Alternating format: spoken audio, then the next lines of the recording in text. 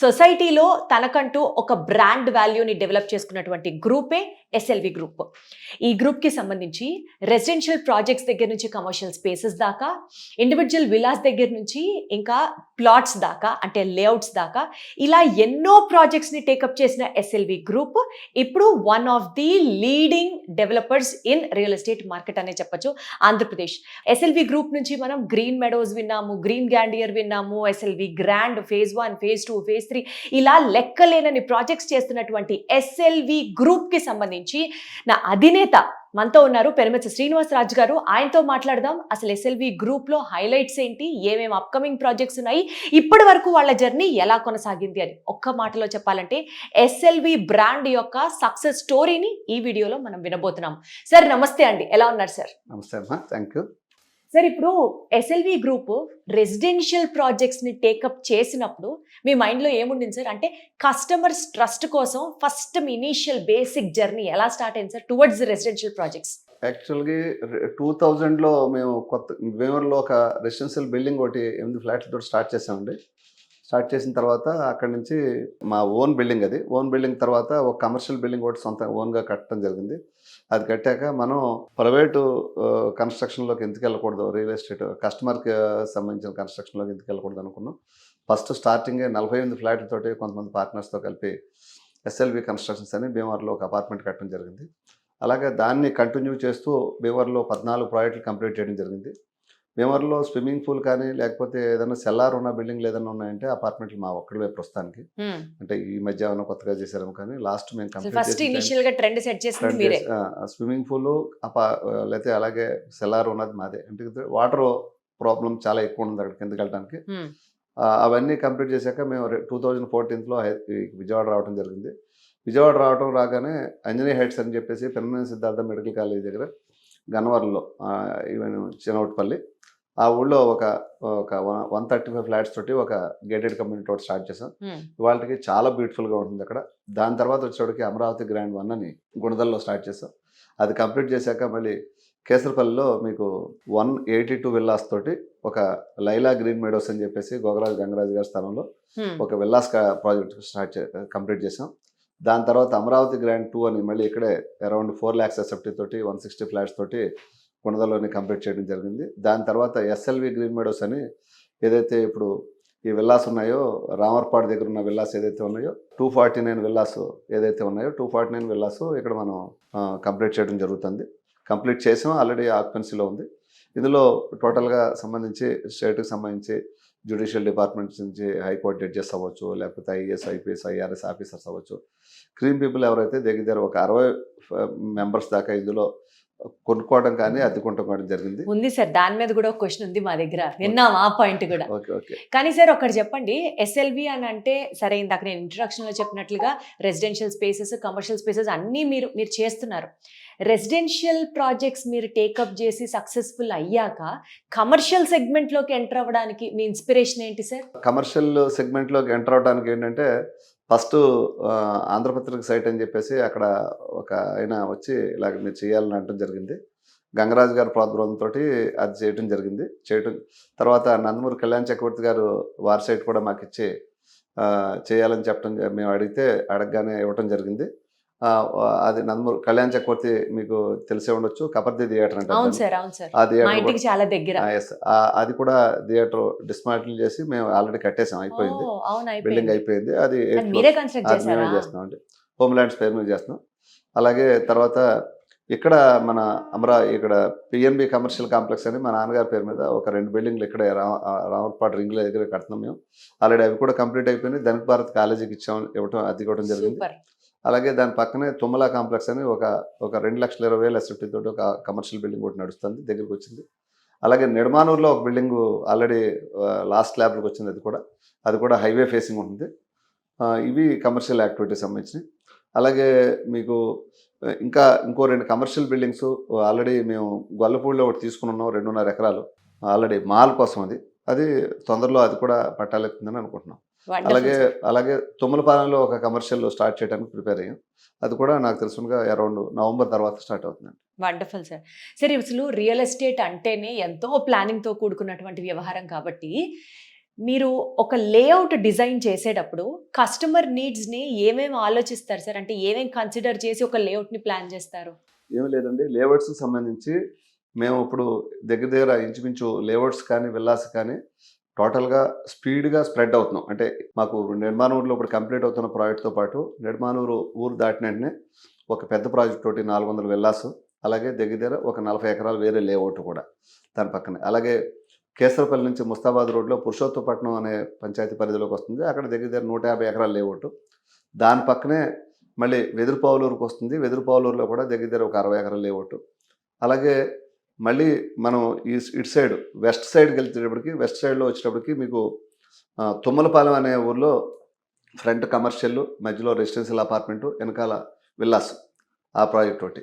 అలాగే మళ్ళీ మంగళగిరి దగ్గరికి వచ్చేటప్పటికి పెదవడ్లపూడి కేసి వెళ్తా ఉంటే కోకోకోలా కంపెనీ దాటాక అక్కడ నియరెస్ట్ 40 ఎకరాలు విల్లాస్ ప్రాజెక్ట్ ఒకటి, అంటే దగ్గర దగ్గర 600 విల్లాస్ ప్రాజెక్ట్ ఒకటి. అలాగే ఎన్ఆర్ఐ ఎదురుగుండా, ఎన్ఆర్ఐ జంక్షన్ కొద్దిగా ముందు లోపలికి వచ్చేటప్పటికి అక్కడ కూడా దగ్గర దగ్గర 700 నుంచి 800 విల్లాస్ వచ్చే ప్రాజెక్ట్ ఒకటి.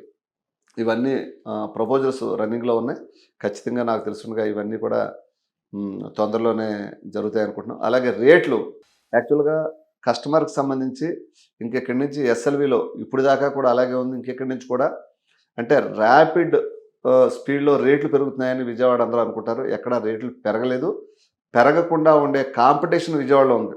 కాంపిటీషన్ అంటే చాలా మంది ప్లేయర్స్ ఉన్నారు మార్కెట్, చాలా మంది ప్లేయర్స్ ఉన్నారు. అందువల్ల అందరికన్నా కాంపిటేటివ్ రేట్స్కి ఇస్తూ కస్టమర్ మన దగ్గర కొనుక్కున్నాక ఆ రేట్ పెరగడానికి, ఆ రేట్ అంటే రేట్ క్యాపిటల్ గెయిన్స్ అది ఎక్కువగా రావడానికి మేము సపోర్ట్ చేస్తున్నాం. ఆ సపోర్ట్ చేసే దాంట్లో మా దగ్గర విల్లాల దగ్గర కానీ అపార్ట్మెంట్ దగ్గర కానీ ఇప్పుడు మంగళగిరి అమరావతి ప్రైడ్ ఉందండి, 4000కి ఇంక్లూడింగ్ ఆల్ ఎమ్యూనిటీస్తో సహా మనం కంప్లీట్ చేసి ఇస్తున్నాం. ఎమ్యూనిటీస్తో కలిసి 4000కి ఇస్తున్నాం మనం.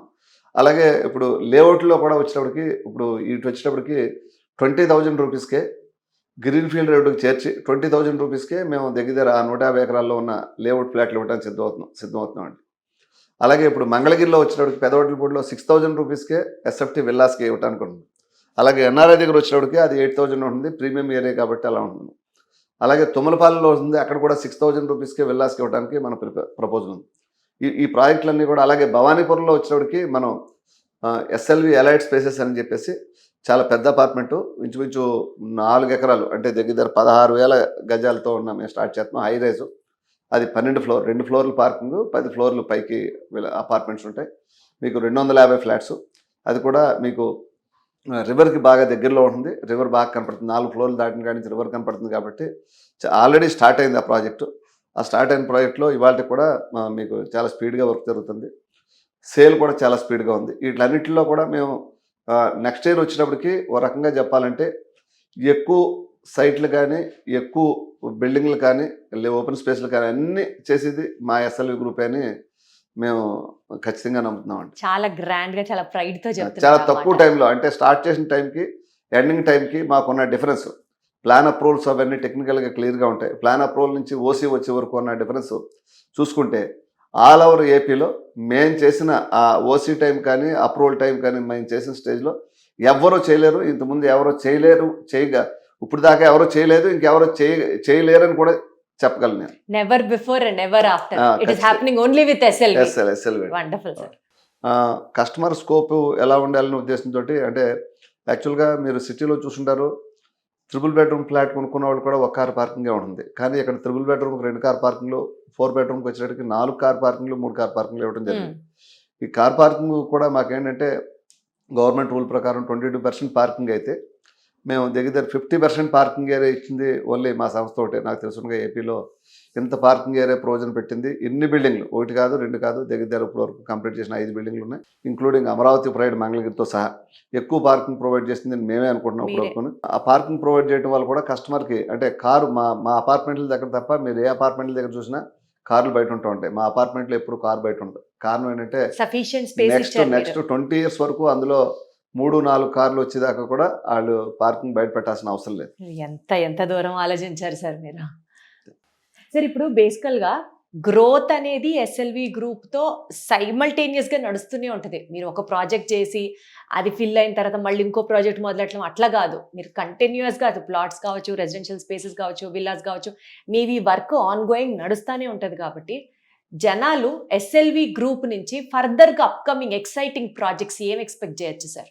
యాక్చువల్గా ఇప్పుడు మాకు అంజనీ హైట్స్ కట్టినప్పుడు సిటీకి దూరం మేము 40 lakhs స్టార్ట్ చేసాం. 50 lakhsలో ఇవాళకి కూడా అందులో కొన్ని ఫ్లాట్లు ఆల్రెడీ ఒక 7-8 ఉన్నట్టున్నాయి. అది ఏంటంటే అంత దూరంలో 50 lakhsలో 2 కార్లు పార్కింగ్ సెలార్ తావటం అంటే ఇక్కడ వాళ్ళు ఎవ్వరు చేయరు. యాక్చువల్గా విజయవాడ లాంటి సిటీలో 50 lakhsలో 2 కార్లు పార్కింగ్ ఇచ్చే పని అసలు మర్చిపోవాలి. చాలా కాస్ట్ అవుతుంది సెల్లార్ తావడం గురించి. అవన్నీ కాదని మేము అక్కడ కూడా సెల్లార్ కార్ పార్కింగ్ చేసాం. మీరు కుదిరితే ఎప్పుడన్నా మీరు ఎస్ఎల్వి అంజనీ హైట్స్ అని విజిట్ చేయండి.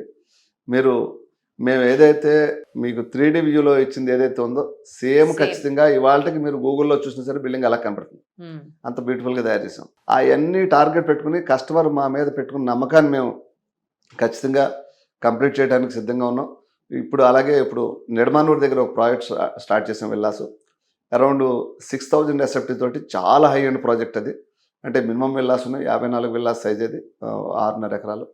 చాలా బ్యూటిఫుల్ ప్రాజెక్ట్ అవుతుంది అనమాట. అంటే కస్టమర్ ఏదైతే మాకు కస్టమర్ ఆలోచన మేము అలాగే ఏదైతే ఉందో డిఫరెంట్ సిస్టంలో సెన్సర్స్ అన్నీ ఆటోమేషన్. యాక్చువల్గా any villa any apartment common lighting అంతా సెన్సర్ ఆపరేటింగ్తో నడుస్తుంది. ఎక్కడ కూడా మీరు నడుస్తూ ఉంటే లైట్లు వెలుగుతూ ఉంటాయి, మీరు ఫ్లాట్లోకి వెళ్ళిపోయాక లైట్లు ఆరిపోతూ ఉంటాయి. ఎప్పుడండి 2007లో మేము స్టార్ట్ చేసిన ప్రాజెక్ట్ కాడి నుంచి కూడా ఇప్పుడు వరకు అదే జరుగుతుంది. ఇన్ని ప్రాజెక్టులు ఆటోమేషన్ ఇంత తక్కువ కాస్ట్ తోటి.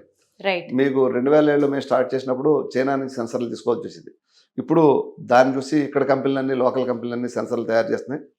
ఇప్పుడు సెల్లార్లో లైటింగ్ అనుకోకుండా అందరూ వేసి వదిలేస్తూ ఉంటారు. అయితే ఫుల్ లైటింగ్ ఉంటుంది, లేదా ఆపేస్తే మొత్తం తగ్గిపోతుంది. అలా కాకుండా ఆల్టర్నేట్ లైట్లన్నీ ఉంటాయి. ఆల్టర్నేట్ లైట్ ఉండి మిగిలిన లైట్ అన్ని సెన్సర్తో పనిచేస్తాయి. మీరు కారు మూవ్ చేయగానే ఆటోమేటిక్గా మీకు లైటింగ్ ఆన్ అవుతూ ఉంటుంది. మీకు డ్రైవేకి ముందు మీరు బయటికి వెళ్ళిపోగానే ఒక 30 seconds కారిపోతూ ఉంటుంది. అలాగే ఫ్లాట్లోంచి మీరు మెయిన్ డోర్ తీయగానే లైట్లు ఆన్ అవుతూ ఉంటాయి. మీరు కారిడార్లో వచ్చి లిఫ్ట్ దిగేదాకా లైట్స్ ఆన్ అవుతూ ఉంటాయి. ఇవన్నీ టోటల్గా ఏపీలో మేమే ఇంట్రడ్యూస్ చేసాం మార్కెట్. సార్ ఒక్కటి చెప్పండి, ఇప్పుడు ఈ లైటింగ్ గురించి మీరు ఏదైతే మాట్లాడారో ఇది వన్ ఆస్పెక్ట్ నేను గమనించిన దాంట్లో. నేను పేరు చెప్పలేను కాబట్టి చెప్పట్లేదు సార్, బట్ విజయవాడలో కానూరు వైపు చాలా పెద్ద పెద్ద ప్రాజెక్ట్స్ అన్నీ వచ్చినప్పుడు ఆల్మోస్ట్ కోవిడ్ అయిపోయిన తర్వాత అనుకుంటా వాళ్ళు విజయవాడ ఇది అసలు బిగ్గెస్ట్ అని చెప్పి అడ్వర్టైజ్ చేసుకుంటూ దగ్గర వాళ్ళు ఇచ్చేస్తాము అని ప్రామిస్ చేసిన టైంకి మించి దాటేసి ఇంకా చాలా లేట్గా హ్యాండ్ ఓవర్ చేశారు. కానీ మీ ఎస్ఎల్వి గ్రూప్కి ఇంకొక స్పెషాలిటీ ఏంటంటే మీరు చెప్పిన టైం కల్లా మీరు ప్రాజెక్ట్స్ ఇచ్చేస్తారు. ఇప్పుడు మీరు లైటింగ్ విషయం ఎట్లయితే చెప్పారో టైంకి మీరు ప్రాజెక్ట్ అందజేయడం దగ్గర నుంచి స్పెషల్గా మీరు ఏమన్నా ఎక్స్ట్రా టెక్నాలజీని ఇంబైబ్ చేసుకుంటారా సార్, మీరు కానీ మీ టీం వాళ్ళు కానీ? ఏమీ లేదండి, అన్ని మా దగ్గర ఏదైతే ఎర్త్ వర్క్ సంబంధించిన మిషనరీస్ దగ్గర ఒక 25 యూనిట్లు ఉన్నాయండి. 20 జేసీబీలు అవ్వచ్చు, ప్రొక్లైన్లు అవ్వచ్చు, అలాగే 4-wheeler వెహికల్స్ అవ్వచ్చు, ఇవన్నీ కలిసి ఆల్రెడీ ఒక ఆయిల్ ట్యాంకర్తో సహా. అంటే ఎక్కడైతే వర్క్ సైట్లో పనిచేస్తుందో వాడు ఆయిల్ పోయించుకోవడానికి వెళ్ళడానికి రావడానికి బోళ్ళంత టైము, తర్వాత టిన్నులతో పట్టుకొస్తే పాడవుతుంది. కాబట్టి మా దగ్గర ఒక ఆయిల్ ట్యాంకర్తో సహా అన్నీ ఉన్నాయి. అలాగే అంటే ఎర్త్ వర్క్ సంబంధించి ఎక్కువ మిషనరీస్ పెట్టుబడి పెట్టడానికి మినిమం చిన్న బిల్డర్ లెవెల్లో కూడా, అంటే విజయవాడలో ఉన్న ఏపీలో ఉన్న ఏ బిల్డర్ దగ్గర అయితే హెవీ మిషనరీస్ ఉన్నాయంటే మా ఒక్కళ్ళ దగ్గరే. కానీ చాలా పెద్ద పెద్ద ప్రాజెక్ట్స్ చాలా మంది చేస్తున్నారు కదా సార్. వాళ్ళు ఎవరి దగ్గర హెవీ మిషనరీస్ లేవండి, అన్ని లీజ్కి రెంట్కి తెస్తూ ఉంటారు. అంటే ఐ మీన్ ఎన్సీసీ ఎలాంటివి అవి కాదు, ఓన్లీ రెసిడెన్షియల్ ప్రాజెక్ట్ చేసే వాళ్ళ దగ్గర చెప్తున్నాను నేను. కాంట్రాక్ట్ చేసే కంపెనీని ఇందులో కలపొద్దు దయించి. గవర్నమెంట్ కాంట్రాక్ట్లు చేసే వాళ్ళకి చాలా హెవీ మిషనరీస్ ఉంటాయి. ఎందుకంటే ఇప్పుడు ఎన్సీసీ కానీ మెగా కానీ 1000 కోట్ల టర్న్ ఓవర్ ఉన్న కంపెనీ, కానీ మా దగ్గర టర్న్ ఓవర్ తక్కువ ఉంటుంది. టర్న్ ఓవర్ తక్కువ ఉన్నా మీరు మొత్తం ఇన్ఫ్రాస్ట్రక్చర్ మిషనరీ రూపంలో కూడా ఇన్వెస్ట్ చేశారని చెప్తున్నారు. అలాగే డే అండ్ నైట్. ఇప్పుడు ఈ ఎస్ఎల్వి లైలా గ్రీన్ మీడియాస్ వచ్చేటప్పటికి మేము 9 నెలల్లో ఫస్ట్ ఆక్యుపెన్సీ ఇవ్వగలిగాం. 9 నెలల్లో ఒక 24.5 ఎకరాల్లో 9 నెలల్లో రోడ్లు, డ్రైన్లు, అంటే ఈ బిల్డింగ్లు 100% కంప్లీట్ కాకపోవచ్చు. కంప్లీట్ అయిపోయిన బిల్డింగ్లకి రోడ్లు, డ్రైను, పవరు, జనరేటర్ అన్నితో సహా. ఆర్ఓ ప్లాంట్ అయితే లేట్గా స్టార్ట్ చేసాం. అలాగే కేసరపల్లి వచ్చేటప్పటికి అది కూడా అంతే 9 నెలల్లో హ్యాండ్ ఓవర్ చేసాం. అలాగే అమరావతి గ్రాండ్ 1 వచ్చేటప్పటికి 15 months అండి, 2 కూడా 18 monthsకి, అలాగే 3 కూడా 15 monthsకి హ్యాండ్ ఓవర్ చేసాం ఫస్ట్ ఆక్యుపెన్సీ. ఫస్ట్ ఆక్యుపెన్సీ ఇవ్వాలంటే మా దగ్గర చాలా మందికి చాలా భయపడుతూ ఉంటారు, వచ్చిన వాళ్ళు మనల్ని ఇబ్బంది పెడతా ఉంటారు, వాటర్ లేదని పవర్ లేదని. అలా కాకుండా మా ఏదైతే మా ఇంజనీర్లకు కానీ మా స్టాఫ్ కానీ ప్రతిరోజు కస్టమర్కి సంబంధించిన ఏ ఇబ్బంది ఉన్నా దాన్ని కంటిన్యూగా చెక్ చేసుకుంటూ వాళ్ళకి ఏ ఇబ్బంది లేకుండా చేసుకోవడం వల్ల మేము ఇంత తొందరగా హ్యాండ్ ఓవర్ చేయటం, కానీ హ్యాండ్ ఓవర్ చేశాక వాళ్ళకి ఏదైనా ఇబ్బంది లేకుండా సపోర్ట్ చేయడం జరుగుతుందండి. అంటే ఒక రకంగా చెప్పాలంటే మీ దగ్గర ఉన్న ఇన్ఫ్రాస్ట్రక్చర్ కావచ్చు, మీ దగ్గర ఉన్న మీరు వాడే టెక్నాలజీ కావచ్చు, ఇదే మీ పెట్టుబడి అన్నట్లుగా చెప్పారు. జనాలు దాని మీదే ఎక్కువ ఫోకస్ చేస్తారు, బికాస్ అప్పుడే మీరు టైం కి కూడా డెలివరీ ఇవ్వగలరు. అవునండి, అవునండి. సార్ ఒక్క పాయింట్ చెప్పండి సార్, ఇప్పుడు మీరు రియల్ ఎస్టేట్ లో ఉన్నారు, మీరు రెసిడెన్షియల్ ప్లాట్స్ చేస్తున్నారు, ఓపెన్ స్పేసెస్ అంటే ప్లాట్స్ ఏరియాస్ కూడా చేస్తున్నారు. బీయింగ్ ఇంటూ రియల్ ఎస్టేట్ ఒక కామన్ మ్యాన్ కి మీరు ఇచ్చే సలహా ఏంటి సార్? అంటే రెసిడెన్షియల్ ప్రాజెక్ట్ లో ఇన్వెస్ట్ చేయమంటారా, ఓపెన్ ప్లాట్ ని తీసుకోమంటారా? ఇందులో రెండు రకాలండి. రెసిడెన్షియల్ ప్రాజెక్టులో వచ్చేటప్పటికి ఇప్పుడు ఎంప్లాయీస్కి క్యాపిటల్ గెయిన్స్ కానీ లేకపోతే ఇల్లు కానీ కావాలనుకున్న వాళ్ళకి ఖచ్చితంగా అపార్ట్మెంట్లో కానీ. అంటే దేంట్లో అప్రిసియేషన్ వస్తుంది సార్? యాక్చువల్గా అందరికీ ఓపెన్ సీక్రెట్ అండి, విల్లాస్లోని లేఅవుట్లోని వచ్చిన ఎప్రిసియేషన్ అపార్ట్మెంట్లో రాదు. కాకపోతే లాస్ట్ 10 years బ్యాక్ కొన్ని చోట్ల ఏదైతే లేఅవుట్ చేశారో ఆ లేఅవుట్లు మెయింటెనెన్స్ లేక 10 years బ్యాక్ మెయింటైన్ చేసిన ఫ్లాట్ ఇవాళకి కూడా దాని రేట్ మీద 10 to 20% దాటి ఇంక్రీజ్ కాలేదు. చాలా చోట్ల, విజయవాడ లాంటి చోట్ల నేను చూశాను. అలాగే 10 years బ్యాక్ మేము ఏదైతే గేటెడ్ కమ్యూనిటీ అది చేసామో అది 50% గెయిన్లోకి వచ్చిందండి. అలాగే లేఅవుట్లో మేము ఏదైతే 1.5 year 2 years బ్యాక్ ఏదైతే హ్యాండ్ ఓవర్ చేసామో అదంతా 50% గెయిన్ వచ్చిందండి. అలాగే ఇదే విల్లాస్లో వచ్చినప్పటికి లాస్ట్ 3 yearsలోని 50% గెయిన్ వచ్చిందండి. అంటే ఏం తీసుకోమంటారు సార్? విల్లాస్ కానీ లేఅవుట్లు కానీ స్పీడ్గా గెయిన్ ఉంటుందండి.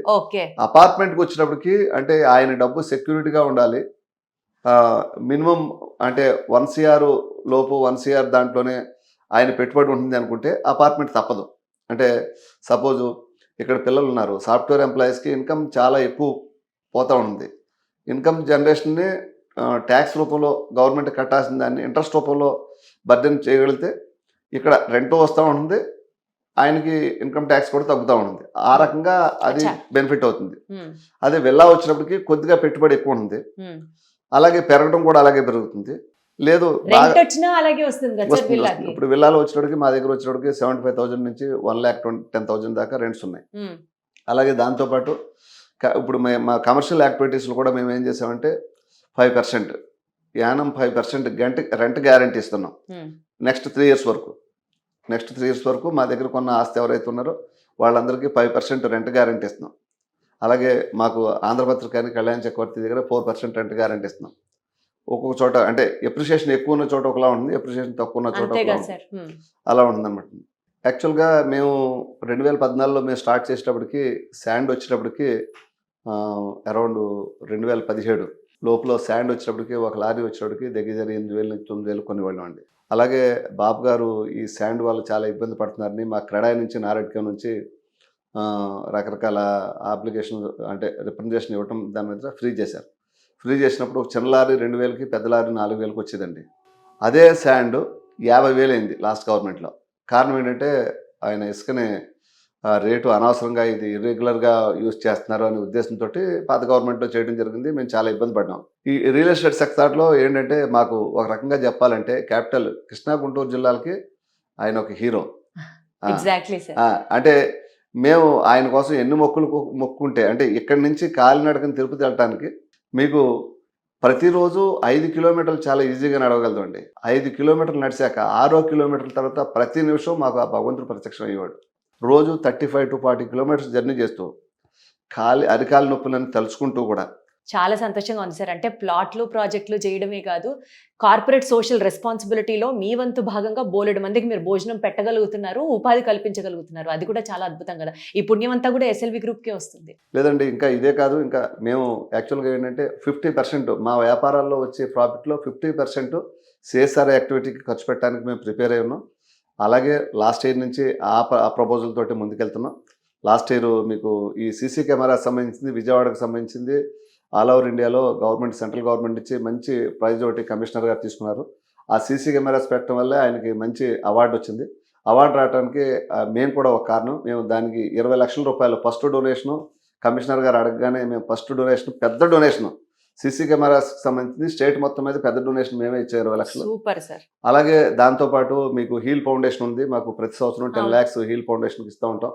అలాగే రకరకాల మీకు ఫిజికల్ హ్యాండిక్యాప్ట్ ఉన్న వాళ్ళకి వీల్ చైర్స్ కానీ, ఎలక్ట్రానిక్ వీల్ చైర్స్ కానీ ఆల్రెడీ దగ్గర 7 దాకా వీల్ చైర్స్ ఇచ్చున్నాం. అలాగే ప్రతి సంవత్సరం ప్రతి కార్యక్రమాలని విజయవాడలో జరిగే చాలా కార్యక్రమాల్లో మేము ముందుండి, అలాగే మాకు సంబంధించి భీమవరం సంబంధించింది అక్కడ ఏదైనా టెంపుల్ అవ్వచ్చు, లేకపోతే ఆశ్రమాలు అవ్వచ్చు, వృద్ధాశ్రమాలు అవ్వచ్చు, వాటికి కానీ ఖచ్చితంగా మా లెవెల్లో మేము కంటిన్యూగా, అంటే భగవంతుడు ఈ డబ్బులు ఇచ్చింది ఎందుకు అంటే ఇతరులకి సహాయపడటానికి అనే ఒక అన్నది మీరు ఎక్కువ గట్టిగా నమ్ముతున్నారు. ఖచ్చితంగా నమ్ముతున్నామండి. ఎవరు కూడా పట్టుకుని వెళ్తా పోడు. అలాగని చెప్పేసి మా కస్టమర్ చాలా మంది అంటూ ఉంటారు, సార్ అలా కాదు, మీరు ఎలా చాలా మందికి సేవ చేస్తున్నారు కదా, అందులో ఇది కూడా ఒకటి అనుకోండి అంటే నేను ఒకటే మాట చెప్తూ ఉంటాను, వాళ్ళు తక్కువ స్థాయిలో ఉన్నవాళ్ళు, మీరు ఆ స్థాయి కాదు, మీరు ఇవ్వాల్సిందే, మీరు ఇచ్చిన డబ్బులు నేను వాళ్ళకి ఇవ్వాల్సిందే, ఇది నా దగ్గర ఉండిపోయే కాదు, పోతే ఎవరో తీసుకుపోరు. కాబట్టి మీకు కొంతవరకు లిమిట్ తగ్గించగలను తప్ప మీరు పూర్తిగా లిమిట్ మీకు తగ్గించలేను. ఎందుకు అంటే నేను వాళ్ళకి సపోర్ట్ చేయడానికి నాకు కొంత లాభం కావాలి, కొంత నా కంపెనీ ప్రమోట్ అవ్వడానికి కావాలి, కొంత వాళ్ళకి పెట్టుబడి వాళ్ళకి సపోర్ట్ చేయడానికి కూడా కావాలి కాబట్టి అని చెప్తూ ఉంటాను. ఎలాంటి కష్టం లేకుండా 5,000 నోట్లో వెళ్ళే వాళ్ళకి మీరు ప్రత్యేకంగా చేయగలిగింది అవసరం లేదు. రెక్కాడితే గానీ డొక్కాడని వాళ్ళకే మీరు సహాయపడాలి, అదే చేస్తున్నారు మీరు. అద్భుతం సార్. నాకు తెలిసి చాలా మంది బ్యూరోక్రాట్లు, ఐఏఎస్లు, ఐపీఎస్లు వీళ్ళందరికీ కూడా ఎస్ఎల్విలో వాళ్ళు కూడా ప్రాజెక్టులు తీసుకోవడమో, రెంట్కు ఉండడమో అట్లా చేస్తున్నారని విన్నాను. నిజమా కాదా మీరే చెప్పాలి. లేదండి, ఖచ్చితంగా ఇప్పుడు విజయవాడలో ఉన్న ఏ గేటెడ్ కమ్యూనిటీల్లో లేనంత మంది హయ్యర్ అఫీషియల్స్, వివిఐపీస్ అందరూ కూడా మా దగ్గర ఉన్నారు. అదే విన్నా. కారణం ఏంటంటే మేము చేసే సపోర్ట్ అండి. మా దగ్గర వర్క్మెన్ సపోర్ట్. సపోజ్ ఒక ఆఫీసర్కి ఏదైనా ప్రాబ్లం వచ్చింది, వాళ్ళు ఫోన్ చేస్తే 3 మంది వచ్చేస్తారు. ఆ అవసరం ఏమో వాళ్ళు ఫోన్ చేయగానే మా వాడు అటెండ్ అవుతాడు, వెంటనే వర్క్ కంప్లీట్ చేస్తాడు. అలాగా ప్రతి కస్టమర్కి పెద్ద వివిఐపీస్ అనే కాదు, మా దగ్గర కొనుక్కున్న ప్రతి కస్టమర్కి మా లెవెల్లో మేము ఎట్టి పరిస్థితుల్లో ఏ లోటు లేకుండా చూసుకోవాలి. అంటే వాళ్ళకి ఆ ప్రాజెక్ట్ అప్పచెప్పేసిన తర్వాత ఇంకా బ్రాండ్కి ఏం వాల్యూ ఉండదు కదా. లేదండి, నేను ఎప్పుడైతే నేను 2007లో కంప్లీట్ చేసిన వర్క్ కూడా ఏదైనా టెక్నికల్ ప్రాబ్లం ఉంటే నేను వాళ్ళకి మేము అటెండ్ అవుతుంటాం. నా ఫోన్లో అన్ని నెంబర్లు ఉంటాయి. అలాగే ఏంటంటే కస్టమర్ ఈజ్ గాడ్ అండి. ఒకసారి కొనుక్కున్నాక అతను అమ్మేసుకున్నాక అతను మన దైవం అయిపోయాడు. ఎప్పుడు దేవుడే. అతనితో విశృంఖలత్వం, అంటే అందరినీ సపోర్ట్ చేయలేం, 100% మందిని సపోర్ట్ చేయలేం. 1 or 2 members చాలా ఇబ్బంది పెడుతూ ఉంటారు. అది కామన్. వాళ్ళకి నైతికంగా వాళ్ళకున్న మానసికంగా ఉన్న ఇబ్బందులు అవ్వచ్చు, వాళ్ళని మట్టికి సపోర్ట్ చేయం. కానీ ఖచ్చితంగా ఏ కస్టమర్ని కూడా మనం అమ్మేశాక కూడా ఆ కస్టమర్ని ఎప్పుడూ దేవుడిగానే భావిస్తాం తప్పే దెయ్యంలా ఎప్పుడూ భావించాం. అది ఖచ్చితంగా మా ఎస్ఎల్వికి సంబంధించిన సపోర్ట్ చేసి ప్రతి విషయంలోనూ, ఇదనే కాదు ఏ విషయంలో అయినా సరే వాళ్ళకి నెక్స్ట్ వేరే ట్రబుల్స్, అంటే సపోజ్ మా ఉన్న కస్టమర్స్లో ఇంటి వల్లే కాదు, వాళ్ళకి సంబంధించిన ఫైనాన్షియల్ కానీ, వాళ్ళకి సంబంధించిన ఫ్యామిలీ రిలేషన్ కానీ ఏదున్నా సరే ఒక పెద్దగా మాకు ఫోన్ చేస్తూ ఉంటారు. నేను ఖచ్చితంగా వాళ్ళకి మాట్లాడి వాళ్ళకి ఏ ఇబ్బంది వచ్చినా సరే మేము సపోర్ట్ చేస్తూ ఉంటాం. అంటే సపోర్ట్ చేయగలిగే పరిస్థితిలో ఉన్నాం కదా. మేము ఎందుకు చేయాలని అనుకోవచ్చు, కానీ మనం చేయగలిగే పరిస్థితిలో ఉన్నాం కాబట్టి ఇప్పుడు వాళ్ళకి ఏదైనా ఇబ్బంది వచ్చింది, టెక్నికల్ ప్రాబ్లం వచ్చింది, వాళ్ళు ఏదైనా ఇల్లు కట్టుకుంటున్నారు, వాళ్ళకి ప్లాన్ అప్రూవల్ ప్రాబ్లం వచ్చింది, నాకు ఫోన్ చేస్తే మా పిఏ మాట్లాడితే వాళ్ళతో పని అయిపోతుంది. అటువంటిప్పుడు మనం చేయడానికి అవకాశం ఉంది కదా అని మనం చేయటం అనమాట. అద్భుతం సార్.